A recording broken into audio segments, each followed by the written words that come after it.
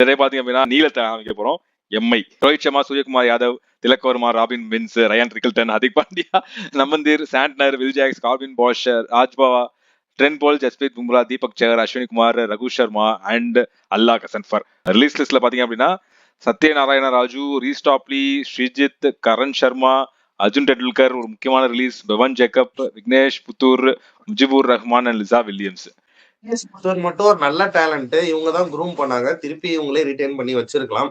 30 lakhs base price. Maybe அல்லா கசன்ஃபர் மாதிரியான ஒரு ஆள் இருக்கும்போது இன்னொரு பேக்கப்பாவது இவர் இருந்திருக்கலாம். இன்னொரு இந்தியன் டேலண்ட் வேற. எனக்கு ரெண்டு விஷயம், ஒன்னு தீபக் சஹர், இன்னொன்னு வந்து வில் ஜாக்ஸ். ஆல்ரெடி வந்து உனக்கு வில் ஜாக்ஸ் வந்து இந்த டீம்ல இருந்ததுனால தான் மிகப்பெரிய குழப்பமே இருந்துச்சு. அவர் எப்போ வந்து இங்கிலாந்துக்கு நான் ஆட போறேன்னு போனதுக்கு அப்புறம் தான் டீம் ஓரளவுக்கு செட்டே ஆச்சு.